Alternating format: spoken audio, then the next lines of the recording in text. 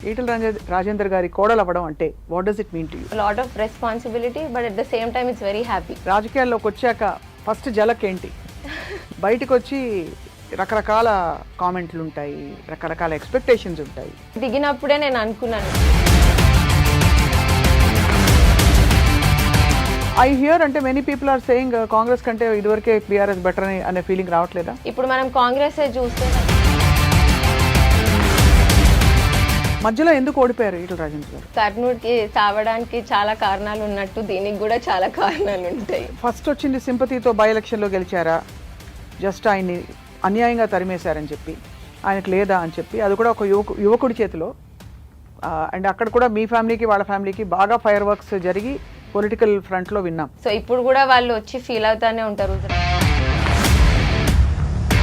మీ పార్టీలో ఉందా cultural diversification ఉందా? స్ట్రాంగ్ హిందుత్వ కూడా ఉండాలి అని ఒక నమ్మకం కూడా నాలో ఉంది. ఎట్లా వస్తుంది ఐక్యత? ఫర్ ఎగ్జాంపుల్ మనం ఉట్టి ఫోటోలు దిగి ఇన్స్టాగ్రామ్ లో పెట్టడమో లేకపోతే వాట్ డూ యూ ఫీల్ అసలు కేసీఆర్ గారి గురించి ఏమన్నా ఉందా మీకు ఒక సిటిజన్ ఆఫ్ ద స్టేట్ గా? పర్సనలీ ఐ ఫీల్ అంటే ఒక మంచి లీడర్, మరి అట్లా హిట్లర్ లాగా చేయొద్దు కూడా. ఎప్పుడైనా హార్ట్ ఆఫ్ హార్ట్స్ అనిపించిందా దట్ టీఆర్ఎస్ చాలా అన్యాయం చేసింది రాజేంద్ర గారికి అని? 20 years రిలేషన్షిప్ కదా, తమ్ముడు అన్నలాగా ఇద్దరు కలిసి పెరిగినప్పుడు అంటే. సో మరి హైడ్రాక్ పరిష్కారం చూపిస్తారా మీరు? స్టోరీస్ మాత్రం వింటుంటే ఆ జనాలను చూస్తుంటే చాలా బాధేస్తుంది. అవును. హూ ఇస్ బెటర్, కేసీఆర్ గారి పాలన బెటరా, రేవంత్ రెడ్డి గారి పాలన బెటరా? టు బి ఆనెస్ట్,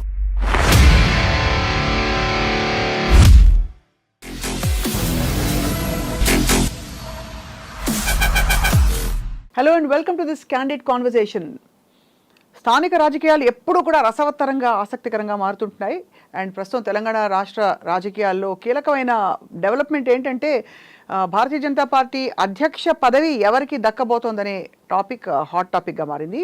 ఇదే సమయంలో మనందరికీ సుపరిచిత యువ నాయకురాలు భారతీయ జనతా పార్టీ తరఫున సాక్షాత్తు ఈటల రాజేందర్ గారి ఇంటి కోడలైన క్షమితతో మాట్లాడబోతున్నాం మనం. క్షమిత రాజకీయ ప్రస్థానం చాలా కొన్ని సంవత్సరాల క్రితమే మొదలైంది, కానీ తక్కువ కాలంలోనే తన ముద్ర వేసుకుంటూ మామకి తగ్గ కోడలుగా దూసుకెళ్ళిపోతున్నారు.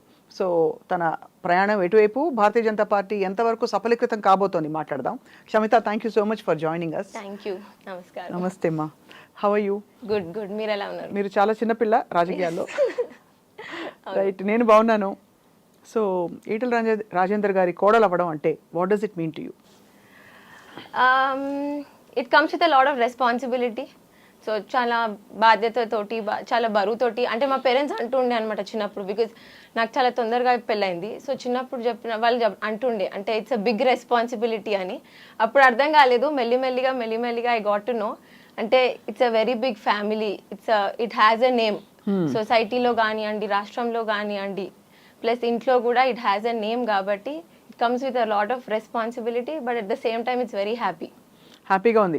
కానీ పబ్లిక్ లైఫ్ అంత హార్డ్గా తట్టుకోవడం, హాయిగా మీరు మంచి స్కూల్లో చాలా చదువుకుని ఒక ఆల్మోస్ట్ ఒక కంఫర్టబుల్ లైఫ్కి అలవాటు పడ్డారు. బట్ ఆ తర్వాత నారాయణమ్మ కాలేజ్లో మీ ఎడ్యుకేషన్ పూర్తయింది. సో ఎలా అనిపిస్తుంది ఎండల్లో తిరగడం, అంటే జనం మధ్యకి వెళ్ళిపోవడం, దూసుకెళ్ళిపోవడం, వాతావరణం ఎలా అనిపిస్తుంది రాజకీయంగా? ఫస్ట్లో కొంచెం అర్థం కాలేదు, ఎందుకంటే నేను 2018లో హుజరాబాద్ ఎలక్షన్స్లో కొంచెం పాల్గొన్నాను. కానీ యాక్చువల్గా నేను ప్రచారం చేసింది ఆర్ ఎండలో తిరిగింది మీరు అన్నట్టు అని అంటే మొన్న ఎలక్షన్స్, గజ్వేల్ ఎలక్షన్స్ కానివ్వండి, ఇంకా ఫుల్ ఫ్లెడ్జ్డ్ పూర్తిగా అని అంటే మొన్న మల్కాజ్గిరి ఎలక్షన్స్ అనమాట. సో ఇంకా మల్కాజ్గిరి ఎలక్షన్స్ పీక్ సమ్మర్, మనం మార్చ్, ఏప్రిల్, మే పీక్ సమ్మర్లో ఉండే. బట్ స్టిల్ అంటే అదొక మంచి అనుభూతి అని చెప్పవచ్చు. ఎందుకంటే మనము ఇంట్లో ఉన్నది వేరు, మీరు అన్నట్టు కంఫర్ట్ జోన్ వేరు, కానీ బయటికి వెళ్తేనే మనకు తెలుస్తుంది అసలు బయట ఎన్ని కష్టాలు ఉన్నాయి, జనాలకి ఎంత బాధపడుతున్నారు. మినిమం బేసిక్ నెసెసిటీస్ కానీ లైక్ రోడ్స్. సో అంటారు కదా, తింటేనే రుచి తెలుస్తుంది, దిగుతూనే లోతు తెలుస్తుంది అని. అట్లా వెళ్ళినప్పుడే వాళ్ళ బాధలు కానీ వాళ్ళ కష్టాలు కానీ అవన్నీ అక్కడికి వెళ్తేనే అర్థం అవుతుండే. సో మనం అనుకుంటాం ఇప్పుడు మీరు మల్కాజ్గిరి కాన్స్టిట్యుయెన్సీ చూసినట్టే అయితే మోర్ ఆర్ లెస్ ఇప్పుడు అది మోస్ట్లీ అర్బనే, సిటీలోనే. కాబట్టి ఇప్పుడు మేడ్చలే కానివ్వండి, ఎల్బీ నగర్, హయత్ నగర్, ఇవన్నీ. కానీ చూసే వాళ్ళకి బేసిక్ నెసెసిటీ అంటే రోడ్స్, డ్రైనేజెస్, వాటర్స్, ఇవే మెయిన్ ఇష్యూస్ ఉన్నాయి అక్కడ. ఎంప్లాయ్మెంట్, ఎందుకంటే సెటిలర్స్ ఎక్కువ కాబట్టి. సో ఇవే బేసిక్ నెసెసిటీస్ కూడా లేవా మనకి? సిటీలోనే అంటున్నారు, ఇది డెవలప్డ్ సిటీయే అంటున్నారు, ఇప్పుడు అప్కమింగ్ సిటీ అంటున్నారు, కానీ ఇంత కూడా లేవా అని ఒక చిన్న ఇట్లా బాధ కూడా ఉంటుంది. సో అవి చూసినప్పుడు అనిపిస్తుంది, ఇంకా అట్లా వీటి కోసమే కదా మనం చేయాలి, మామయ్య గారు అలానే చేస్తున్నారు, సో అలవాటు అయిపోయింది చూసి చూసి. సో 7 years నుండి చూస్తున్నాను కాబట్టి ఇప్పుడు ఇంకా yes it is my time అని నాకు కూడా అనిపించింది. ఏమని, వాట్ ఈస్ యువర్, అంటే రాజకీయాల్లోకి వచ్చాక ఫస్ట్ జలక్ ఏంటి? జలక్ అంటే ఉంటాయి కదా వాతావరణం, రాజకీయాలు అంటేనే ఏ రాజకీయాలు చేస్తున్నావా అంటాం, అంటే అట్లాంటి ఫీలింగ్ వచ్చేసింది రాజకీయాలు అంటే. యాక్చువల్ రాజకీయాలు అంటే ఇంకా కష్టం, చక్కగా షెల్టర్డ్గా మంచిగా యూనో ఉండడం వేరు, బట్ బయటకు వచ్చి రకరకాల కామెంట్లు ఉంటాయి, రకరకాల ఎక్స్పెక్టేషన్స్ ఉంటాయి. క్షమిత, మీరేం నేర్చుకున్నారు? సేమ్ అంటే సినీ ఫీల్డ్ కానివ్వండి, రాజకీయాలు కానివ్వండి, దేంట్లో అయినా గుడ్ ఉంటుంది, బ్యాడ్ ఉంటుంది. ఏ బిజినెస్లో అయినా గుడ్ ఉంటుంది, బ్యాడ్ ఉంటుంది. సో ఇందులో కూడా దీని మంచి ఉన్నాయి. మీరు గ్లామర్ కనిపిస్తుంది, లేకపోతే గుడ్ వర్క్ కనిపిస్తుంది, అది కనిపిస్తుంది, దాంతోపాటు కామెంట్స్ ఉంటాయి, అన్నీ ఉంటాయి.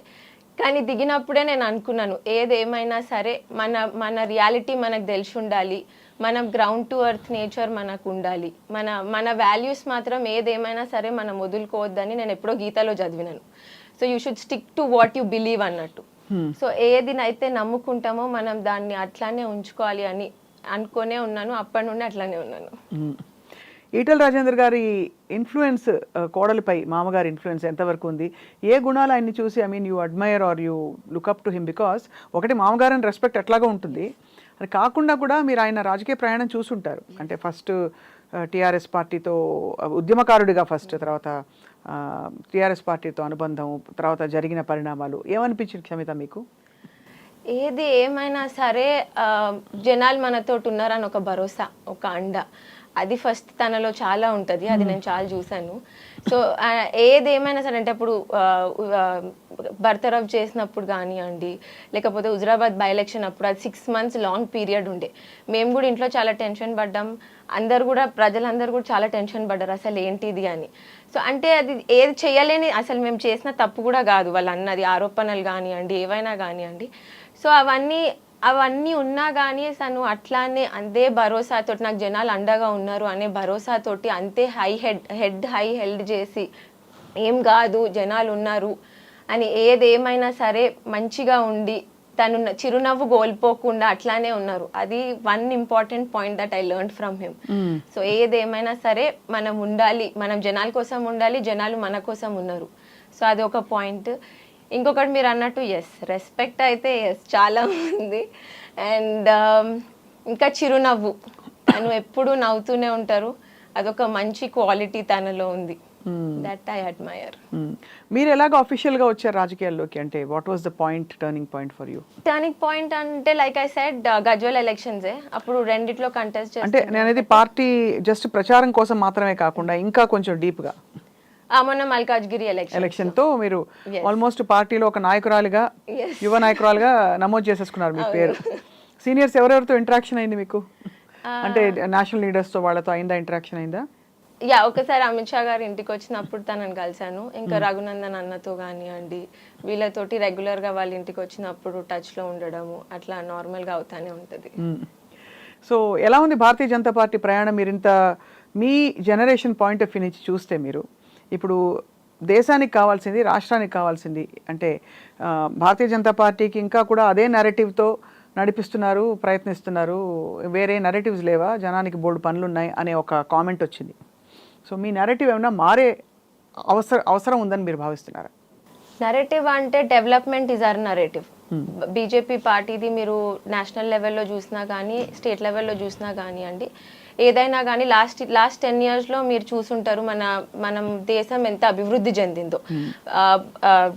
రైల్వేసే కానివ్వండి, లేకపోతే ఇన్ఫ్రాస్ట్రక్చరే కానివ్వండి, రోడ్వేస్ కానివ్వండి, టెక్నాలజీ వైజ్ కానివ్వండి. ఇప్పుడు మనం కూరగాయలు కొనే దగ్గర నుండి మనము ఒక ఫోన్ కొనే వారికి, లేకపోతే పిల్లల్ని స్కూల్కి పంపించే వారికి టెక్నాలజీ వైజ్ మనం చాలా డెవలప్ అయినాం. ఇప్పుడు యూపీఐ కానివ్వండి, కూరగాయలు కొనేటప్పుడు యూపీఐ వాడుతున్నాము.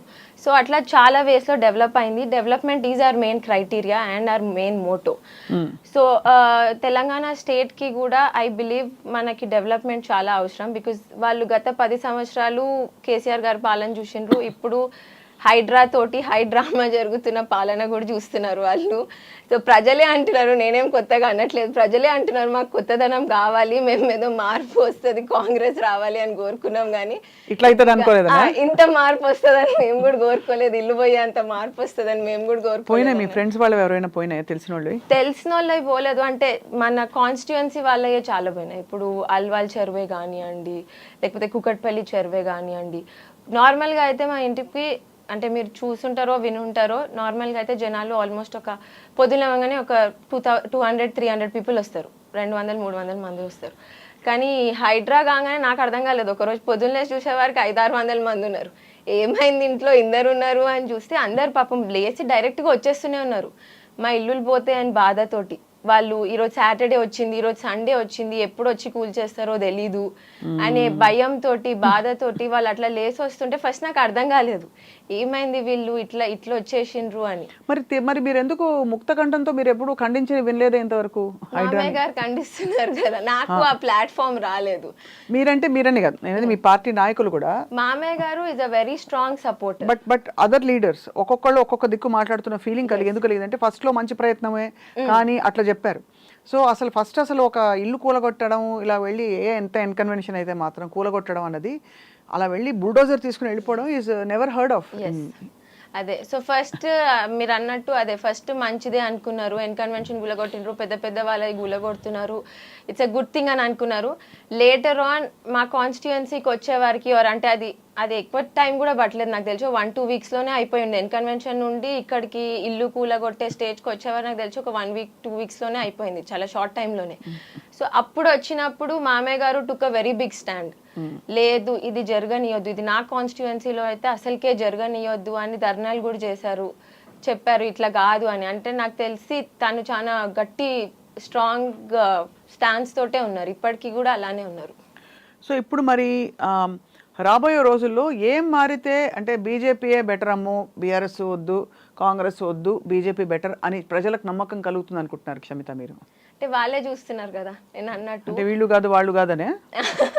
బట్ ఐ హియర్ అంటే many people are saying Congress కంటే ఇదివరకే బీఆర్ఎస్ బెటర్ అనే ఫీలింగ్ రావట్లేదా? రావట్లేదు. అంటే నేను తిరిగినప్పుడు ఎలక్షన్స్ టైంలో నేను తిరిగినా కదా, పార్లమెంట్ ఎలక్షన్స్ టైంలో తిరిగినప్పుడు కూడా వాళ్ళకి బీజేపీ మీద ఒక నమ్మకం ఉంది, అంటే డెవలప్మెంట్ వైజ్ మీద ఒక నమ్మకం ఉంది. అంటే వీళ్ళు ఏం ముట్టి మాటలు చెప్పరు, చెప్పింది చేసి చూపిస్తారు అని. ఇప్పుడు మనం కాంగ్రెస్ చూస్తే వాళ్ళు గ్యారంటీలు ఇచ్చారు, 6 గ్యారంటీలు ఎలక్షన్స్ ముందే ఇచ్చారు, కానీ నిజంగా ఎన్ని అమలు చేసిండ్రు? చేయలేరు. సో అదే, కానీ బీజేపీ అట్లా కాదు, వాళ్ళకి తెలుసు ఇప్పుడు వాళ్ళు ఇచ్చిన గ్యారంటీస్ వాళ్ళు పక్కా నెరవేరుస్తారు, వాళ్ళు డెవలప్మెంట్ వైజ్ ఫోకస్ చేసే ఉంటున్నారు ఈ పార్టీ అని జనాలకి ఆ నమ్మకం ఉంది. సో అది మనం జనాలలో తిరిగినప్పుడు అది నాకు తెలిసింది. సో అది నేనేది ఉట్టి చెప్పట్లేదు. సో జనాలలో తిరిగినప్పుడు వాళ్ళకి ఆ నమ్మకం ఉంది కాబట్టి మోడీ గారి నాయకత్వం మీద నమ్మకం. మోడీ గారి నాయకత్వం 2014 నుంచి ఉంది కదా, సడన్ గా ఎట్లా మళ్ళీ తెరపైకి వస్తుంది అంటే? I'm just asking you honestly, because మీరు అందులో నేను చదువుకున్న స్కూలు మీరు చదువుకున్న స్కూల్ ఒకటే. అఫ్ కోర్స్ నాది జమానా అయింది, మీది మొన్ననే. కానీ నేనేమంటానంటే నాసర్ స్కూల్ అంటే క్లారిటీ ఆఫ్ థాట్ అండ్ డిబేట్స్లో అయితే number 1. So that's why I'm asking you, what will change suddenly? అంటే వీళ్ళొద్దు కాబట్టి మరి బీజేపీ కనిపిస్తుంది అంటారా? లేక బీజేపీ తాలూకు ఏదైతే మనకి తెలంగాణ కోసం ప్లానింగ్ ఉందో, అజెండా ఉందో అది జనానికి అర్థమైంది అంటారా? బికాస్ అలా వస్తున్నట్టే వచ్చి కొన్ని మున్సిపల్ ఎలక్షన్స్లో అక్కడ ఇక్కడ గెలిచినట్టే గెలిచి కొన్ని బై ఎలక్షన్స్ 2-3 గెలిచేసరికి అరే బీజేపీ వస్తుందో అన్నారు, మళ్ళీ చూస్తే గాయబ్. కానీ కంపేర్ చేసుకున్నట్టయితే మన ఓట్ షేర్ కూడా పెరిగింది, బీజేపీ ఓట్ షేర్. మీరు లాస్ట్ ఎలక్షన్స్ నుండి చూసుకుంటే మొన్న ఎలక్షన్స్ కి కూడా ఓట్ షేర్ పెరిగింది. సో జనాలలో కూడా ఆ అవగాహన వస్తుంది, మనకి రావాలి, ఒక కొత్తదనం కావాలి, మనకు ఒక కొత్త పార్టీ కావాలి, డెవలప్మెంట్ ఫోకస్డ్ పార్టీ కావాలి అని వాళ్ళకు కూడా అవగాహన వస్తుంది. కాబట్టి so I am hoping I hope there will be a change. Right. 2029 elections will be good. Yeah, it will be definitely significant and maybe who knows what happens before that కానీ. Anyway, so Huzurabad గురించి మాట్లాడదాం. మధ్యలో ఎందుకు ఓడిపోయారు ఈటల రాజేంద్ర గారు? కర్నూలుకి సావడానికి చాలా కారణాలు ఉన్నట్టు దీనికి కూడా చాలా కారణాలు ఉంటాయి. కానీ అంటే ఎందుకు అడిగానంటే ఎస్పెషల్లీ ఆయన ఒక స్ట్రాంగ్ హోల్డ్ లీడర్ అనుకున్నారు. సో అందరూ almost until he one again తర్వాత, బట్ ఏమైపోయిందంటే ఇట్ ఫెల్ట్ లైక్ ఫస్ట్ వచ్చింది సింపతితో బై ఎలక్షన్లో గెలిచారా, జస్ట్ ఆయన్ని అన్యాయంగా తరిమేశారని చెప్పి, ఆయనకు లేదా అని చెప్పి, అది కూడా ఒక యువకుడి చేతిలో. అండ్ అక్కడ కూడా మీ ఫ్యామిలీకి వాళ్ళ ఫ్యామిలీకి బాగా ఫైర్ వర్క్స్ జరిగి పొలిటికల్ ఫ్రంట్లో విన్నాం. So tell me about that, ఏం జరిగింది క్షమిత? అదే లైక్ చెప్పినట్టు గెలవడానికి ఓడడానికి చాలా కారణాలు ఉంటాయి. అట్లా అనుకుంటే ఇప్పుడు మళ్ళీ మల్కాజ్గిరిలో అయితే గెలవలేరు కదా. సో జనాల అండ మాకు ఉంది, జనాల భరోసా మాకు ఉంది. సో ఇప్పుడు కూడా వాళ్ళు వచ్చి ఫీల్ అవుతానే ఉంటారు. హుజరాబాద్ జనాలు వచ్చి మేము అయ్యో ఎందుకన్నా వదులుకున్నాము, మాది తప్పైపోయింది అని వాళ్ళు కూడా అనుకుంటారు. బట్ ఇట్స్ ఓకే, ఏదేమైనా కానీ అంత మంచిగా అవుతుంది అంటారు. సో ఇప్పుడు మధ్యలో మీరే చిన్నపిల్ల, మీకంటే చాలా చిన్నపిల్ల అయిన కౌశిక్ రెడ్డి గారి కూతురు, చిన్న పాప, నేను స్కూల్కి వెళ్తే ఏంటి వెళ్ళకుంటే ఏంటి అని చెప్పి మిమ్మల్ని సవాల్ చేసింది.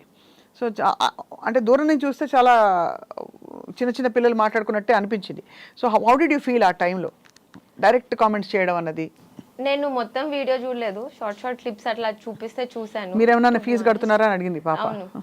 అంటే మీరేమన్నా అన్నారా తన్ని?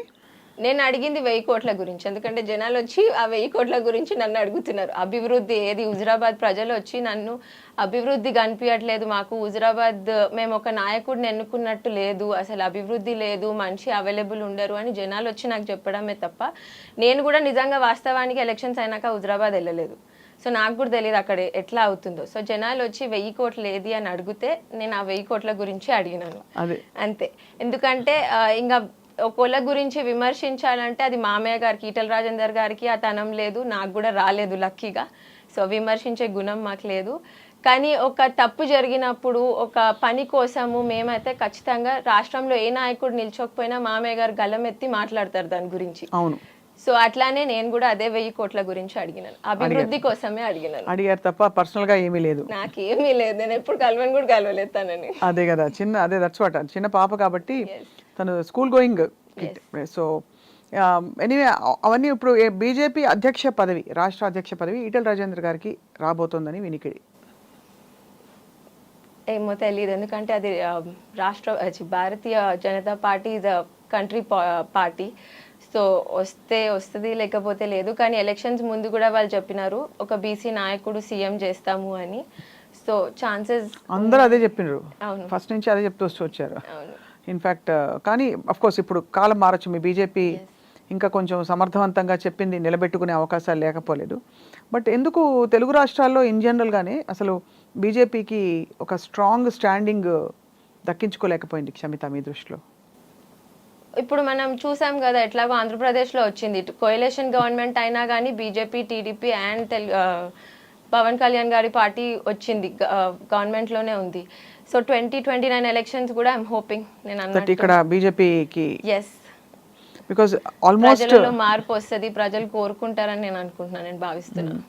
మీ వ్యక్తిగత ఎక్స్పీరియన్స్ ఎలా ఉంది భారతీయ జనతా పార్టీ ఒక మహిళా నాయకురాలుగా? It's good so far. ఇప్పటికి ఆల్మోస్ట్ ఒక 4-5 months అవుతుంది since I'm actively working. Etela గారి ఇంటి కోడలు అయినందుకు మీకు ఏమైనా స్పెషల్ ట్రీట్మెంట్ కానీ అవి ఉంటాయా? ఉంటుంది కదా న్యాచురల్లీ. అంటే లేదు, అందరు అదే అనుకుంటారు. నేను ఎలక్షన్స్ టైంలో కూడా అదే చెప్పిన, నేను ఓన్లీ ఒక రిప్రజెంటేటివ్ లాగానే, అంటే మామయ్యకి ఇంకా జనాలకి ఒక మధ్యలో ఒక గ్యాప్ లాగానే. సో కొందరికి కుదురుతుంది కలవడము, కొందరికి కుదరదు. అది అన్ని చోట్ల, ఎందుకంటే Malkajgiri constituency is a big constituency. So చాలా పెద్ద కాన్స్టిట్యుయెన్సీ అయిపోయే వారికి అందరికీ మామయ్య గారికి కూడా అందరినీ కలవడం కుదురుతుంది కుదరట్లేదు అనే కొంచెం సహాయంతోటే చేద్దామని నేను ఇందులోకి దిగడం జరిగింది. సో దట్ ఈస్ హౌ నేను ఒక బ్రిడ్జ్ లాగానే, ఒక బ్యారియర్ లాగానే, సో జనాలకి అండ్ ఈటల రాజేందర్ గారికి. మీరు ప్రత్యక్షంగా రాజకీయ బరిలోకి దిగుతారా ఎప్పటికైనా? అంటే ఇంకా చాలా వయసు ఉంది మీకు, ఇప్పుడిప్పుడే మొదలు పెట్టారు, మీకు దాదాపు 3 పదులు కూడా టచ్ అవ్వలేదు కాబట్టి ఇంకా చాలా టైం ఉంది. బట్ అలాంటి సంకల్పాలు ఉన్నాయా? తెలీదు, చూద్దాం, టైం విల్ టెల్ ఎవ్రీథింగ్ అన్నట్టు. మామయ్య ఏం చెప్తారు మీకు? మామగారిగా అత్తగారిగా ఏం చెప్తారు మీకు అత్తగారు? మామయ్య గారు అయితే ఇష్టం అని చెప్తారు, మీ ఇష్టం అనే చెప్తారు. ఇప్పటికీ అయితే నేను బిజినెస్ చూసుకుంటాను, సో యాజ్ యూజువల్ బిజినెసే చూసుకోమనే చెప్తారు. బిజినెస్, పాలిటిక్స్ ఏది చేసినా కానీ నీ ఇష్టం అనే చెప్తారు. What you do Kshamitha? మీరు అంటే డైరెక్టర్గా ఉన్నారు JH group, Jamuna hatcheries. So we're into poultry, మీకు తెలుసు అది మా ఫ్యామిలీ బిజినెస్. సో మామయ్య గారు 30 years బ్యాక్ స్టార్ట్ చేశారు. సో దాన్నే ఎక్స్పాన్షన్ చేస్తూ మేము అదే చూసుకుంటూ ఉంటాం. And you take care directly. Yes. ఇంట్లో మరి క్షమితకి వంట చేసే టైం ఉంటుందా? మీ వారికి నితిన్ గారికి వంట చేసి పెడతారా? చాలా తక్కువ. చాలా తక్కువ. అవును, ఇవాళ రోజులు అసలు అక్కర్లేదు కూడా కదా, బికాజ్ అన్ని క్రాష్ డైట్లు అవి ఇవి వచ్చాయి. బట్ వాట్ యూ ఈట్, ఏం తింటారు ఎక్కువ మీరు? అన్నీ తింటాం, ఇది అది అని ఏం లేదు, రెగ్యులర్ గా నార్మల్ గా అన్ని. అన్నం, రొట్టెలు, పప్పు, చారు, కూర, అంతే అన్ని అదే. అదే బెటర్ అనిపిస్తుంది నాకు. మన అమ్మమ్మ వాళ్ళు, తాతయ్య వాళ్ళు పాతకాలంలో ఏ డైట్ అయితే ఫాలో అవుతారో, ఇప్పుడు కొత్తగా వచ్చినవి ఈ రోజు ఉంటాయి రేపు వెళ్ళిపోతాయి, ఒక 2-3 months అది ఎక్కువ సస్టైనబుల్ అనిపించదు నాకు. సో యాక్చువల్గా తినేది అని అంటే ఏదైనా కానీ అన్నం కానివ్వండి, పప్పు కానివ్వండి, పచ్చడి వేసుకొని తింటే అది చాలు. అలా అంతేనా? అంతే. మీకు ఎంతమంది సిబ్లింగ్స్ క్షమిత? ఒక అక్క. అక్క రాజకీయాల్లో లేరేమో. మీ ఫ్యామిలీలో ఎవరు కూడా మీరు రాకముందు, అంటే ఈ ఫ్యామిలీతో అనుబంధం కుదరక ముందు మీరు ఎవరు లేరు? లేరు, పాలిటిక్స్లో లేరు. సో ఇప్పుడు మిమ్మల్ని చూసి అక్క కానీ డాడీ మమ్మీ ఏమంటారు? డాడీ యాక్చువల్లీ హార్టికల్చర్ కమిషనర్గా రిటైర్ అయ్యారు. సో తనకి క్లోజ్ అసోసియేషన్స్ పాలిటిక్స్తో కానివ్వండి, లేకపోతే అడ్మినిస్ట్రేటర్స్తో కానివ్వండి, తో కొంచెం క్లోజ్ అసోసియేషన్స్ ఉన్నాయి. కానీ మమ్మీకి, నాకు, అక్కకి ఏమీ లేవు. సో వాళ్ళు కొంచెం ప్రౌడ్గా ఫీల్ అవుతారు అప్పుడప్పుడు. అంటే వాళ్ళు నువ్వు అప్పుడే అంత పెద్దగా అయిపోయినావా అని రియలైజ్ అవుతారు. But at the same time they are also very happy. So yes, that you are picking up this. మీ స్కూలింగ్ అంతా నాసర్లో కదా? ఎలా ఆప్ట్ అయ్యారో నాసర్కి? నాసర్ చాలా మంచి స్కూల్, నేను కూడా చదివిన స్కూల్, చాలా మంది నాకు తెలిసిన వాళ్ళు చదివిన స్కూల్ కాబట్టి చెప్తున్నాను. నేను ఎప్పుడు 5th క్లాస్లో ఉన్నప్పుడు, దాని ముందు మేము ఆదిలాబాద్లో ఉండేవాళ్ళం అనమాట, డాడీ అక్కడ పోస్టింగ్ కాబట్టి. సో దాని తర్వాత 5th క్లాస్లో ఇక్కడికి వచ్చా. 10th వరకు నాసర్లోనే చదివాను. So it's a nice school. అంటే ఇట్స్ అ మిక్స్డ్ స్కూల్, అంటే ముస్లిం స్కూల్ కాబట్టి మీకు తెలుసు. సో ముస్లిం స్కూల్ కాబట్టి నాకు అక్కడి నుండే ఇట్లా ఒక ముస్లిం స్కూల్ అని ఎక్కడ అనిపించదు, కానీ అదే. సో డైవర్సిఫైయింగ్ కూడా నాకు అక్కడే అలవాటు అయిపోయింది. అంటే డిఫరెన్సియేషన్ అలా ఏం లేకుండా, సో కల్చరల్ డైవర్సిఫికేషన్ అక్కడ అలవాటు అయిపోయింది. ఇప్పుడు మీ పార్టీలో ఉందా కల్చరల్ డైవర్సిఫికేషన్? ఉందా డైవర్సిటీ? అనుకున్నా నెక్స్ట్ అదే క్వశ్చన్ వస్తుంది అంటే ఉందా అని అడుగుతున్నాను నిజంగానే. ఎందుకంటే ఖచ్చితంగా ఒక్కొక్క పార్టీకి ఒక్కొక్క తీరుతెన్నులు ఉంటాయి కదా షమిత. సో ఇక్కడ మీకు ఈ నరేటివ్స్ ఇవి విన్నప్పుడు ఉలికి పడతారు లేదా కుర్చీలో మీరు? అంటే రాజేంద్ర గారు కూడా మా అందరికీ తెలుసు. ఇన్ఫ్యాక్ట్ ఆయన జాయిన్ అయినప్పుడు కూడా అడిగాం, సార్ మీరు పూర్తిగా రెండో భావజాలం కదా, మీరు లెఫ్ట్ నుంచి రైట్కి ఎట్లా వచ్చారని. అలవాటు పడ్డారు. ఐ థింక్ కొంచెం బ్యాలెన్స్ తీసుకొచ్చారు పార్టీలో. ఐ థింక్ తెలంగాణ వరకు రాజేందర్ గారు లాంటి నాయకులు కొంచెం రీసెట్ చేశారు, రీట్యూన్ చేశారు అజెండాని. సో మీరేమంటారు? ఐ బిలీవ్, నేను అన్నట్టు I believe in diversification, but at the same time strong Hindutva కూడా ఉండాలి అని ఒక నమ్మకం కూడా నాలో ఉంది. అంటే ఇప్పుడు మనకు రీసెంట్ జరిగిన ఇన్సిడెన్సెసే కావచ్చు, లైక్ మొన్న గుడిని కూలగొట్టడం, ముత్యాలమ్మ గుడిని కూలగొట్టడం, అదొకటే కాకుండా ఇంకా వేరే 14 జాగాలలో కూలగొట్టారు గుడ్లని. ఎవరు కూలగొట్టిండ్రు?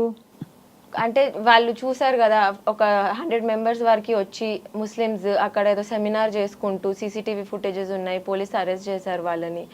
సో కూలగొట్టిర్రు. సో అంటే మనం హిందూస్ అందరము ఒక ఐక్యమత్యంతో లేరు అని నాకేమనిపిస్తుంది. అంటే ఇప్పుడు నేను ప్రచారం చేసేటప్పుడు చూస్తుండే, శ్రీరామనవమి రాగానే కాలనీస్లో అందరూ శ్రీరామనవమి చేసుకుంటారు. గణేష్ చవితి రాగానే కాలనీస్లో అందరు గణేష్ని పెడతారు, ఒక పాటలు పాడతారు, డ్యాన్స్ చేస్తారు, అన్నీ చేస్తారు. అదే అది యూనిటీ మనకి నార్మల్గా ఎందుకు రావట్లేదు బయటికి అని నాకు ఒక సాడ్నెస్ కూడా ఉంది. అంటే you mean in context of ఈ గుళ్ళని కూలగొట్టడం ఇలాంటి సంఘటనలు జరిగినప్పుడు ఎందుకు ఐక్యత ఉండదని చెప్పి. సో అంటే ఎందుకు లేదు మనకి అని. అది ఎందుకంటే ఐ ఫీల్ పొలిటికల్గా దాన్ని, ఈ అజెండాని జనం నుంచి హైజాక్ చేసేస్తే పార్టీలు, జనంలో రావాల్సినంత it becomes a political statement. అందరు ఇప్పుడు ఏమైపోయిందంటే స్వతహాగా వాళ్ళకి మనసుల్లో అనిపించిన ఇది పొలిటికల్ ఫ్లేవర్ ఉంది కదా మనకెందుకులే అని దూరం వెళ్ళిపోతారు. మీకు అర్థమైంది కదా నేను చెప్పింది? సో అని నా feeling. I could be wrong, but మీరు చెప్పండి మీకేమనిపిస్తుందని. అంటే ఐక్యత తీసుకురావాలి ఖచ్చితంగా. And first of all fundamentally ఎవరు ఏది కూలగొట్టినా లా అండ్ ఆర్డర్ ఇష్యూ అది. అది ముందు గవర్నమెంట్ వచ్చి రంగంలోకి దూకి అది మిస్క్రియంట్స్ ఎవరో కనుక్కుని వాళ్ళని అరెస్ట్ చేసి దాన్ని గుళ్ళకి ఇంకా ఏంటి బళ్ళకి అన్నిటికీ అతీతంగా దే షుడ్ బి ఇంప్లికేటెడ్ అవును. అండ్ పనిష్డ్ డెఫినెట్గా. ఎందుకంటే ఇప్పుడు నేను అన్నట్టు I believe in equality. So ఒక దానికి మనం వెళ్ళి వేరే వాళ్ళది కూలగొట్టనప్పుడు వేరే వాళ్ళు వచ్చి మనది ఎందుకు కూలగొట్టాలి అస్సలు అన్నట్టు. చాలా తప్పు. కూలగొట్టకూడదు, ఆ హక్కు ఎవ్వరికీ లేదు. అలా ఉన్న వాళ్ళని లా అండ్ ఆర్డర్ అఫెండ్ చేసి అది డిఫై చేసిన వాళ్ళుగా పట్టుకోవాలి. పట్టుకుని ఖచ్చితంగా వాళ్ళని, బికాజ్ మన రాజ్యాంగబద్ధంగా చూస్తే కూడా ఎవరి ధర్మాన్ని ఎవరు అడ్డుకునే హక్కు ఎవరికీ లేదు, చేయకూడదు. సో ఐ థింక్ దానికి ఒక సంఘటితమైన ఉద్యమం అవసరం. కానీ ఎప్పుడైతే అది రాజకీయ రంగు పులుముకుంటుందో, రాజకీయ నాయకులు మనకి will be labelled and branded అని కొంచెం సామాన్య జనం వెనక్కి వెళ్ళే అవకాశాలు కూడా కనిపిస్తున్నాయి. But your right. So but మొత్తానికి మొన్నటి పరిష్కారం అయిందా క్షమిత మీ దృష్టిలో? నేను అన్నట్టు అంటే ఇంకా ఐక్యత రావాలి, అది నా ఫీలింగ్. ఎట్లా వస్తుంది ఐక్యత? For example I don't know, నేను అదే అంటున్నా కదా. అంటే ఫెస్టివల్ సెలబ్రేట్ చేసుకున్నప్పుడు, కాలనీ వైజ్ అంటే సెలబ్రేట్ చేసుకున్నప్పుడు అది మనకి ఎందుకు రావట్లేదు, బయటికి ఎందుకు కనిపించట్లేదు? కరెక్ట్. అది ఎందుకు కనిపించట్లేదు అంటే మనం ఉట్టి ఫోటోలు దిగి ఇన్స్టాగ్రామ్ లో పెట్టడమో లేకపోతే వీడియోస్ చేసి ఎక్కడో పోస్ట్ చేయడానికి కాదు కదా. మన మతం అనేదో లేకపోతే మన బిలీఫ్స్ మతం అని కూడా అనను, బిలీఫ్. బికాజ్ మనం ఒక దేవుడిని నమ్మినాము అని అంటే అది నమ్మకము. అంతే, 100%. సో ఆ నమ్మకము మనకు ఉట్టి ఫోటోల రూపమో గానీ పండగ వచ్చినప్పుడు ఎందుకు బయటికి వస్తుంది, అది జనరల్ గా ఎందుకు ఉండట్లేదు మనకి అని కొంచెం బాధేసింది ఇట్లాంటి ఇన్సిడెన్సెస్ అయినప్పుడు. దానికి బహుశా I think I mean like you rightly said, అందరూ సమాజంలో భాగం అని ఏకీభవిస్తూనే అట్ ద సేమ్ టైం ఇలాంటి సంఘటనలు జరిగినప్పుడు మాత్రం ఖచ్చితంగా ఖండించాలి, తగిన చర్యలు తీసుకోవాలి సమాజం అంతా కూడా. సో మీకేమనిపిస్తుంది, రాజేంద్ర గారి స్పందన ఏమిటి మొన్న జరిగిన ఈ సంఘటనలకి? చాలా డీప్ గా మూవ్ అయినారు మామయ్య. ఈటల రాజేందర్ గారు చాలా డీప్ గా మూవ్ అయినారు. నేను కూడా అదే ఎక్స్పెక్ట్ చేయలేదు, కానీ ఇంట్లో కూర్చున్నప్పుడు ఒక రోజు అన్నారనమాట, చాలా డీప్ గా మూవ్ అయినాను నేను కూడా అని. అంటే తను ఢిల్లీలో ఉండే అనమాట ఇన్సిడెంట్ అయినప్పుడు, ఒక 2 days లేరు ఇక్కడ. సో ఢిల్లీ నుండి వచ్చినాక రాత్రి ఎయిర్పోర్ట్ నుండి డైరెక్ట్గా వెళ్ళి చూశారు గుడిని. చూసి అప్పుడు అనుకున్నారు, అమ్మో ఇట్లా కాదు, అసలు ఏంటిది, ఎట్లా చేయగలిగినరు, ఇది చాలా సీరియస్గా తీసుకోవాల్సిన విషయము, అసలు గవర్నమెంట్ ఏం చేస్తుంది, లా అండ్ ఆర్డర్ ఏం చేస్తుంది అని చాలా ఫీల్ అయినారు మామయ్య గారు కూడా. Law and order issue, fundamentally law and order issue కింద దాన్ని చేయాలి తప్పకుండా. బట్ మీరు డైనింగ్ టేబుల్ దగ్గర డిస్కస్ చేసుకుంటారా ఇష్యూస్? మామయ్య ఈరోజు ఈ ఇష్యూ ఉంది, ఇట్లా పోతున్నా, నేను చెప్తున్నాను, ఇండిపెండెంట్ అజెండా ఉంటుందా క్షమిత మీకు? యూజువలీ అయితే టైం దొరకదు మాట్లాడుకోవడానికి. మేము ఎప్పుడు రాత్రే కలుసుకుంటాము, అరౌండ్ 10:30-11 అప్పుడే వస్తారు. ఎట్లా గ్రీట్ చేస్తారు? నమస్తే మామయ్య అంటారా, లేకుంటే గుడ్ మార్నింగ్ మామయ్య అంటారా, ఎట్లా? అంతే, ఇంట్లో అంతేనా? అత్తగారు గుడ్ మార్నింగ్, ఇంట్లోనే ఉంటాం కాబట్టి అది నడుస్తుంటుంది. అంతేనా? మామయ్య గారు పొద్దున వెళ్తే రాత్రి వస్తారు కదా, సో అందుకే. అంటే ఒక్కొక్క ఇంటి తీరు ఒకలా ఉంటది కదా. అందులో రాజేంద్ర గారు కొంచెం లిబరల్ గా ఉంటారు నాకు తెలిసినంత వరకు, కొంచెం అంతేనా? అంతే. సో మీ వారి గురించి చెప్పండి. మీ వారు మీతో పాలిటిక్స్ లో లేరా? లేరు, తను మొత్తం బిజినెస్. చెప్పేసారు వద్దని? అంటే అందరు ఫోర్ ఫ్రంట్ లో ఉండలేరు కదా. అంతే, అది కరెక్ట్. ఎవరో హీరోయిన్ అవ్వలేరు, కొందరు డైరెక్టర్స్, ప్రొడ్యూసర్స్ అట్లా. ఇక్కడ ప్రొడ్యూసర్ డైరెక్టర్ మీ వారు బాగా చెప్పారు. అందరు ఉంటేనే సినిమా నడుస్తుంది. అదే అంతే. సో అది బాగుంది. అయితే ఏమంటారు, he's encouraging you into politics and he's okay with all of that. మీకు you have kids? No. So ఇప్పుడు మరి క్షమిత, మీరు రాజకీయంగా ఏం చేయబోతున్నారు next? What is your one dream as a young leader? Okay, one dream అంటే నేను యాజ్ అ పర్సన్ నేను చాలా హామీలు ఇచ్చొచ్చాను నా కాన్స్టిట్యుయెన్సీలో. నేను మొన్న మల్కాజ్గిరి ఎలక్షన్స్ అయినప్పుడు నేను మేడ్చల్ అసెంబ్లీ కాన్స్టిట్యుయెన్సీ చూసుకున్నాను అనమాట. సో ఆ కాన్స్టిట్యుయెన్సీలో నేను చాలా హామీలు ఇచ్చొచ్చిన. సో రోడ్స్ వేపిస్తామను, లేకపోతే డ్రైనేజ్ వర్క్స్ చేయిస్తామను, వాటర్ కనెక్షన్స్ ఇప్పిస్తామను. సో అవి అనుకున్నాము, అవి చెప్పొచ్చినాను. సో ఇప్పుడు ఫర్దర్గా నెక్స్ట్ 3-4 years నా టాస్క్స్ అవే, వాళ్ళకి చెప్పిన మాట నెరవేర్చుకోవాలి. మంచి మాట, అవును, కరెక్టే. చాలా స్టామినా కూడా కావాలి దానికి, మీరు చేయించడానికి. సో అసలు మీరు సీన్లోకి వచ్చాక అసలు బీఆర్ఎస్తో కానీ కేసీఆర్ గారి కుటుంబంతో కలిసే అవకాశం కానీ ఏమైనా వచ్చిందా? అసలు రాలేదు కదా ఆల్మోస్ట్ మీరు. So what do you feel అసలు కేసీఆర్ గారి గురించి ఏమన్నా ఉందా మీకు, ఒక సిటిజన్ ఆఫ్ ద స్టేట్గా? పర్సనల్ ఒపీనియన్ అంటూ ఏం లేదు. అదర్ దెన్ దిస్ ఏంటి క్షమిత మీ hobbies? But otherwise I feel like he's a very good leader. Yeah, personally I feel అంటే ఒక మంచి లీడర్, అంటే ఉద్యమం నుండి సడన్ ట్రాన్సిషన్, అంటే ఒక యాజిటేటర్ నుండి ఒక అడ్మినిస్ట్రేటర్ వారికి ఆ transition was good. And needless to say I think తెలంగాణకు ఒక అస్తిత్వం, ఒక ఉనికి క్రియేట్ చేసింది ఖచ్చితంగా అన్డౌటెడ్లీ కేసీఆర్ గారు. ఉద్యమంలో అందరూ పాల్గొన్నారు, అందరూ గొప్ప నాయకులు, but I'm saying he has lead the whole formation of the state. But at the same time మరి అంటే ఐ డోంట్ నో తప్పో రాంగో నాకు తెలియదు కానీ మరి అట్లా హిట్లర్ లాగా చేయొద్దు కూడా, అంటే నా భాషలో అట్లా అనిపించిందా? అంటే చాలా మందికి అనిపించింది, మీకే కాదు కొంచెం ఆయన. కానీ ఒకలా చూస్తే ఒక కోహెసివ్ థింకింగ్, ఇప్పుడు ప్రజాస్వామ్యం గొప్ప విషయం చాలా. డెమోక్రసీలో మనము అందరి మాటలు తీసుకొని అందరి మాటలు వింటేనే గ్రేట్ అది. కానీ ఇప్పుడు మీరు రెండు డెమోక్రటిక్ పార్టీస్ చెప్పు చూడండి, ఒకటి సివియర్లీ డెమోక్రటిక్ కాంగ్రెస్, ఒకటి సంవాట్ డెమోక్రటిక్ బీజేపీ. ఎక్కువ లీడర్షిప్స్ వచ్చి ఈ నేషనల్ పార్టీస్లో మనకి ఆలోచన పార్టీ స్టాండ్ హైడ్రా విషయంలో కావచ్చు, అట్లా there are multiple voices. So how do you deal with that then? ఇప్పుడు సింగిల్ పాయింట్ లీడర్షిప్ లేకపోతే అంటే అది కరెక్టా కాదా అని అడగట్లేదు, I'm just asking you your opinion. మీరు పొలిటికల్ గా దగ్గరగా చూస్తున్నారు కాబట్టి. ఈ పార్టీస్ లో కూడా నాకు తెలిసినంత మటుకు there is a high stand. Like ఇంత మొత్తం అందరి మాటలు తీసుకున్నా గానీ ఒక పర్సన్ అయితే ఖచ్చితంగా ఉంటారు కదా అందరికి హై ఎండ్ లో. సో బట్ అంటే టూ మెనీ వాయిసెస్ అవుతాయి కూడా. ఇప్పుడు మీ బీజేపీలో కూడా చాలా మంది లీడర్షిప్స్ ఉన్నారు స్టేట్ లెవెల్లోనే. ఒకళ్ళకి పడదు, ఒక గ్రూపు ఈ గ్రూపిజంలు ఎక్కువ మీ బీజేపీలోని కూడా అనుకుంటారు. కాంగ్రెస్లో అది ఇంకొక విధమైన ఇది, అంటే సెంట్రల్ ఇప్పుడు ఓ సీఎం ఉన్నా కూడా there are multiple big heavy weights ఉన్నారు చాలామంది. సో ఏమనిపిస్తుంది అలా చూస్తే? మరి నేను అన్నట్టు అంటే ఇవన్నీ ఉన్నా కానీ ఒక అధినేత అని ఒకళ్ళు ఉంటారు కదా పైన. ఇప్పుడు దేంట్లో అయినా అడ్మినిస్ట్రేషన్ వైజ్లో కూడా చూస్తే మనము ఎవరున్నా కింద లెవెల్లో ఎంఆర్ఓస్ కానివ్వండి ఎవరున్నా కానీ పైన ఒక కలెక్టర్ అనే వాళ్ళు ఉంటారు. సో ఇక్కడ కూడా పైన మనకు ఒక పార్టీ ప్రెసిడెంట్ ఉంటాడు, లేకపోతే ఒక హై అథారిటీ ఉంటారు. సో అందరి కలెక్టివ్ డిసిషన్స్ తీసుకొని ఆర్ ఒపీనియన్స్ తీసుకొని మనం ఒక డిసిషన్కి వస్తే అది బాగుంటుంది అని నా feeling. That is how you run a government are that is how you run a system. So అలా కొంచెం హిట్లర్లా ఉండకుండే అని మీ ఫీలింగ్? ఎస్. అంటే క్యాబినెట్ మినిస్టర్స్ ఉన్నారు, వాళ్ళు ఒక రీజన్కి క్యాబినెట్ మినిస్టర్స్ అయ్యారు కదా. ఎమ్మెల్యేస్ ఉన్నారు, వాళ్ళు కూడా ప్రజాప్రతినిధులే కదా. వెన్ యూఆర్ అంటే ఒక డిసిషన్ మనము ఇన్ని కోట్ల మంది కోసం తీసుకుంటున్నప్పుడు ఇది కూడా వాళ్ళ ఒపీనియన్ కూడా తీసుకొని మనం ఫామ్ చేస్తే బెటర్ కదా. అందుకే కదా వాళ్ళకి ఇప్పుడు వింటర్ సెషన్స్ అంటారు, లేకపోతే రైనీ సీజన్ అసెంబ్లీ సమావేశాలు అంటారు, పార్లమెంట్ సమావేశాలు అంటారు. సో అందరి ఒపీనియన్ తీసుకుంటేనే మనం ఒక స్టాన్స్కి రావచ్చు. ఏదైతే డెవలప్మెంటో ఏదైతే మంచి జరుగుతుందో అది డిసైడ్ చేసి చేయొచ్చు. అల్టిమేట్గా ఎవరు చేసినా ప్రజల కోసమే కదా చేసేది. అది కరెక్టే. సో అలా అయితే అవి మారుంటే బహుశా వాళ్ళు ఓడిపోయేవారు కాదని అనిపించిందా?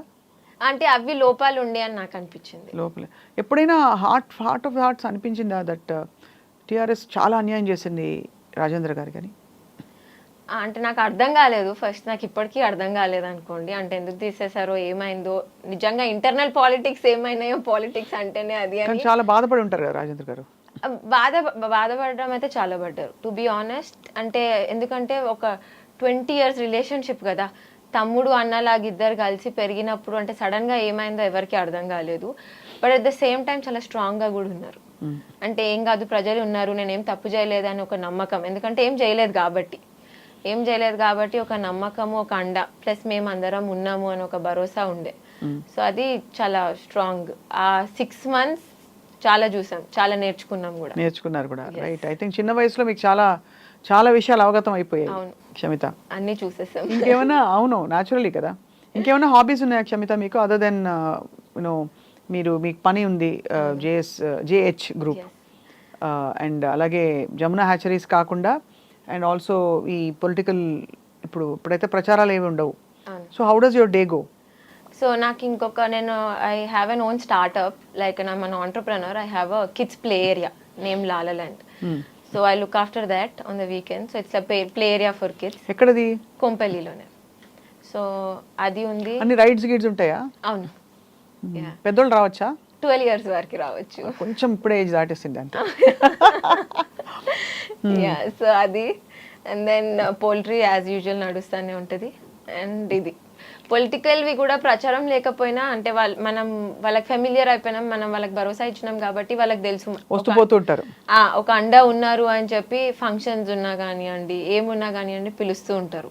సో వాళ్ళ పనులు కూడా చేసి పెట్టాలి. ఫంక్షన్స్ అనే కాకుండా పనులు కూడా ఉంటాయి కదా, అవి కూడా చేసి పెట్టాలి. మనం ఉట్టి మాట్లాడడం వరకే కాదు కదా, అంతే కదా. సో అవి కూడా సో అవి ఉంటాయి. అదర్ దెన్ దట్ హాబీస్ మీరు అడిగారు కదా, హాబీస్ అయితే బుక్స్ చదువుతూ ఉంటా అండ్ పెయింటింగ్ అప్పుడప్పుడు వేస్తా, ఒక 2 వీక్స్కి ఒకసారి అప్పుడప్పుడు. మరి టైం ఖాళీగా ఉంటే పెయింటింగ్ వేస్తారు. సో అయితే మరి రాజేంద్ర గారు కనుక బీజేపీ అధ్యక్ష పదవి చేపడితే బహుశా not with any favouritism but సమర్థత వల్లే క్షమితకి ఇంకా బాగా అవకాశాలు అండ్ పని పార్టీలో పెరిగే అవకాశాలు ఉంటాయా? నాకైతే నేను చెప్పినట్టు నా ప్రజెంట్ ఫోకస్ మాత్రం for the next 3-4 years my Medchal assembly constituency నేను ఇచ్చిన మాటలు నెరవేర్చుకోవడమే. అంతే, అదే ఉంది నా లక్ష్యం. ఎందుకంటే నేను మాట ఇచ్చి వచ్చినాను, అది తప్పొద్దు అని. ఎక్కడో మీరు అక్కడ స్థానికంగా పోటీ చేస్తారని అనిపిస్తుంది అక్కడ. ఇంకా తెలియదు, అఫ్కోర్స్ చాలా రోజులు ఉంది, ఇప్పుడిప్పుడే ఇంకా తేరుకుంటున్నారు ఎలక్షన్స్ మొత్తం. అవును. సో మరి హైడ్రాక్ పరిష్కారం చూపిస్తున్నారా మీరు?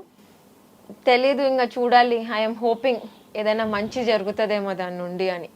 స్టోరీస్ మాత్రం వింటుంటే ఆ జనాలను చూస్తుంటే చాలా బాధేస్తుంది. అవును, బాధ అయితే వేస్తుంది కానీ రేవంత్ రెడ్డి గారు ఏం వినట్లేదు కదా. తను మాత్రం అది ఒక అల్టిమేట్ సోర్స్, దాన్ని ఎవరు ఏం చేయలేరు, దాన్ని ఎవరు ఏం చేయలేరు అనే స్టేట్లోనే ఉండి అట్లానే మాట్లాడుతున్నారు కాబట్టి, అదే హైయెస్ట్ అథారిటీ లాగా డీల్ చేస్తున్నారు కాబట్టి తెలియదు మరి ఏమవుతుంది. హూ ఇస్ బెటర్, కేసీఆర్ గారి పాలన బెటరా, రేవంత్ రెడ్డి గారి పాలన బెటరా? టు బి ఆనెస్ట్ ఇద్దరిది అంతే ఉన్నట్టుంది. అంతేనా? సేమ్ మార్క్స్ ఇద్దరికి?